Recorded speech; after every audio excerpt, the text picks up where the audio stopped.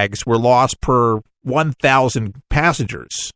So in travel mode, folks, this device will save you a lot of headaches. And when you put this in travel mode, it tracks your bag's location every 20 to 30 minutes and builds a history of where the bag has been taken. And it's all in compliance with FAA requirements. Okay, so they've done this with the FAA. The locator powers down by itself on takeoff and remains idle upon landing. And then the locator wakes up and informs the user of the bag's location. And then there's another mode, which is hotel mode. And the device allows a user to ensure a bag containing the locator stays in one place and alerts the user, guess what, if the bag has been moved.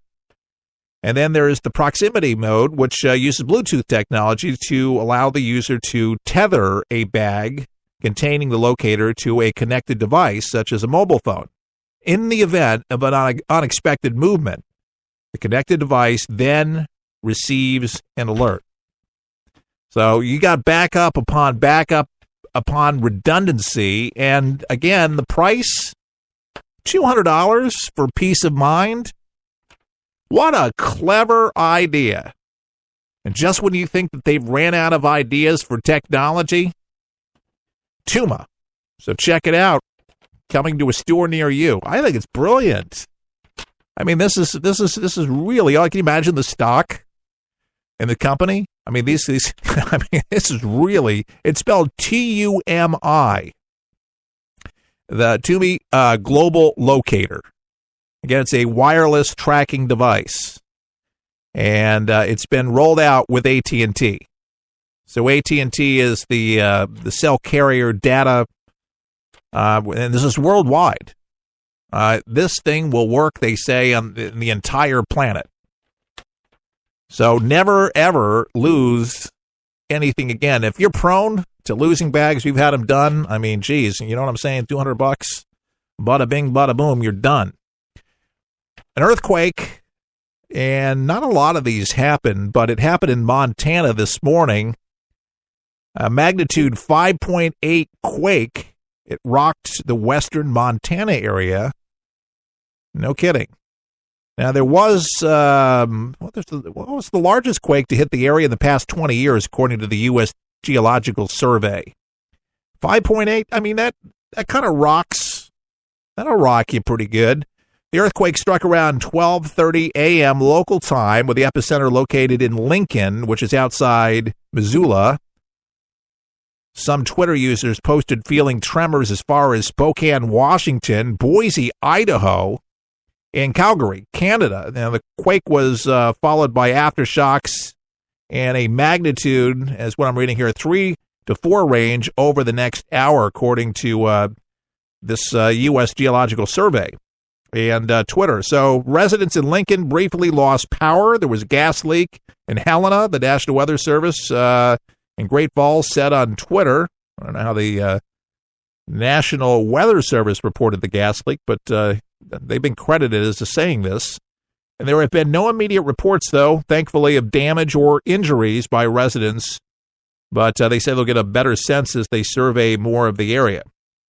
So the Independent Record reported that the tremors were strong enough to knock items off shelves, walls, and homes in Helena, which is about, 34 miles or so away from the epicenter.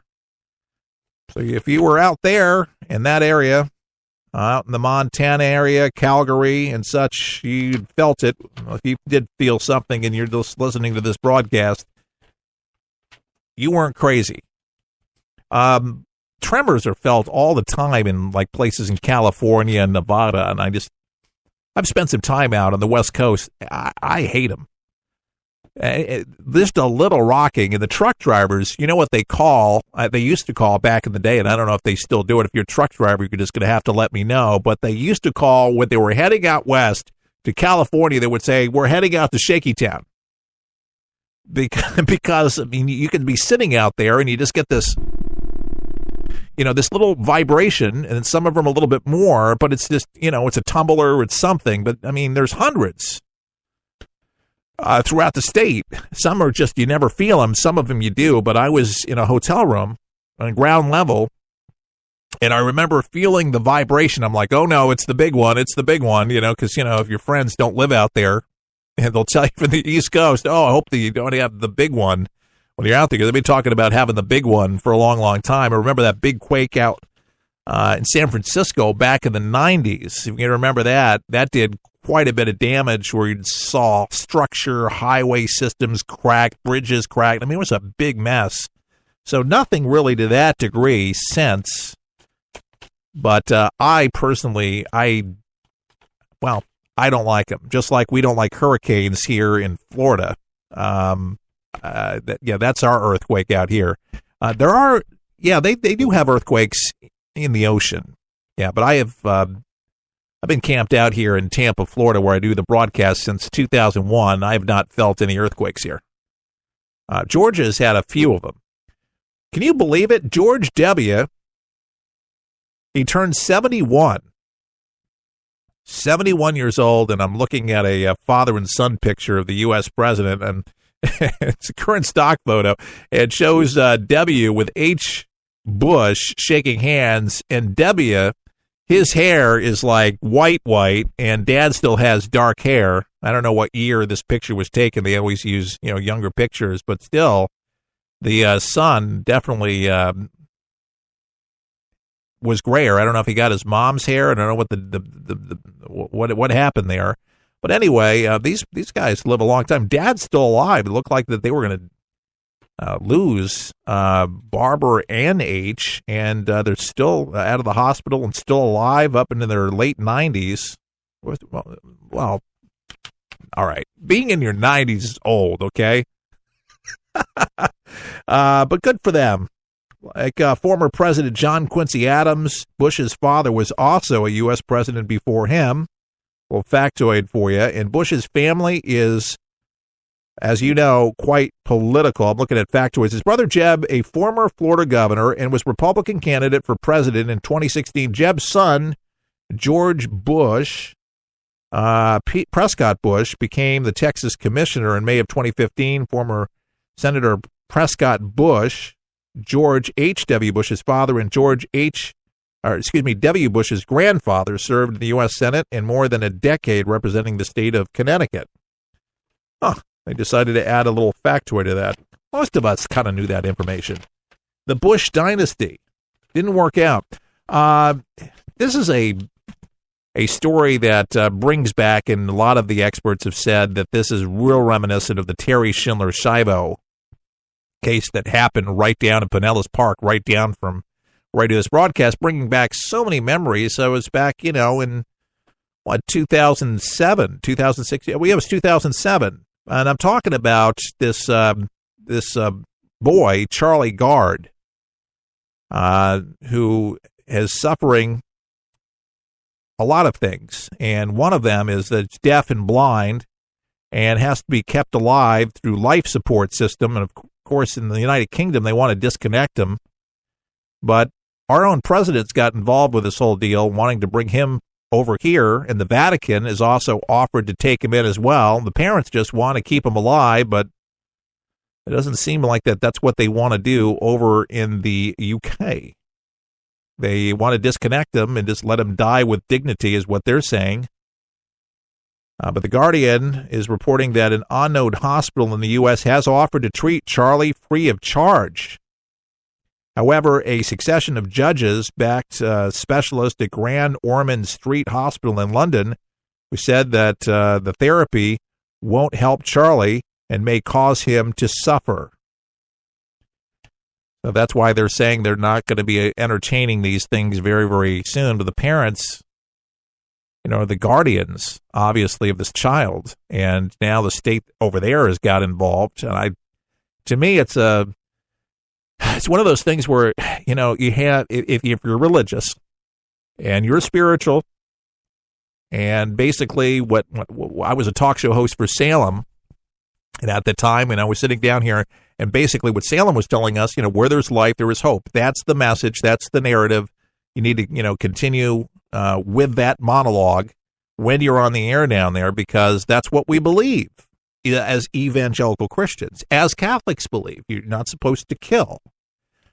So from a religious standpoint, for a lot of different people, this bothers people. If you can keep somebody alive, some people have been able to bounce out of, comas that have been in for years, and they've held out hope and they prayed, and then they wake up after 20, 30 years. I mean, crazy things like that have happened. But this happens to be a very young boy of 11 months old. And the parents are trying to do what's right for the child. But in the case of the doctors, they're they're just not as optimistic as the parents, Donald Trump, or the Vatican to try to seek out all help. But if you're a parent, and that's your child, you just to lose hope just like that and just write them off because they can't breathe necessarily, or they're blind, or they're deaf, or they have some kind of disorder. What is one to do with a genetic condition that is damaged brain, not able to breathe without assistance?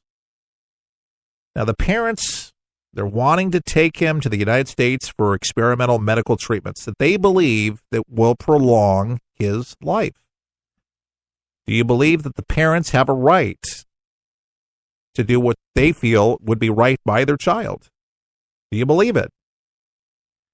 They do have a Twitter, by the way, #CharlieGuard. So you may want to keep a thread going and weigh in on what's being done on Twitter @CharlieGuard. And as parents are saying, as per our friends in the UK or the US and the Pope, all happy for the support and the prayers that are coming in from all over the place. But yeah, the Vatican, Donald Trump has said, what can we do? I mean, we're talking world leaders here. Wow, how influential is that? But this does have, you got to admit, some reminiscent tales of Terry Schindler Shivo, where the husband who had moved on, and that whole thing was, I don't know, kind of freaky because the ex-husband, or what was he was still married to Terry, he had moved on romantically shortly after she went into this vegetative state that she was in, and the parents pled, wanted to keep her alive, wanted to bring her home, wanted to care for her. They were just thrilled that she was alive. They were close to their daughter. To me, I just thought, geez, if they want to incur the expenses, they want to handle it, and which they agreed to do. They had money, but the husband didn't want anything to do with it. The biggest problem and the biggest thing that a lot of people learned from that whole deal was living wills. Having a living will. Having something that will talk beyond the grave if something should happen to you. And a lot of people just don't. They don't plan for their death. A lot of people don't plan for their life. So it's not a surprise that, it's not something that us here in the West, we hey, let's all go down to the funeral home and let's check out a casket. They got a really great deal on the mahogany one. Love the mahogany. Smells great. I don't know a lot of folks are doing that on the weekends as kind of a romantic kind of a thing, but, call it old school, whatever. My grandparents and some of the older folks, they did this years ago, 20, 30 years ago before they died. They had their plot figured out. They had their funerals all planned and done and taken care of because their thought was they did not want to burden the child with those expenses. I mean, come on, you're grieving. And they didn't want to put the expenses on people. And so you got to figure that stuff out. And that's, my biggest takeaway for the whole Terry Schindler Shivo thing is that you got to have something that's, the parents know where it is. You've worked it out with a lawyer. It can be easily found. And again, any request that you have, cremation, burial, where you want to be buried, where you want your estate to go to, all of these things. And you got to, if you haven't done it yet, you need to do it. You really do. I don't know what it was, but when my dad passed away in 1995, he had a massive heart attack. And I don't know if he knew he was that sick, but he was a smoker. But 50 years old is pretty young, but people do die.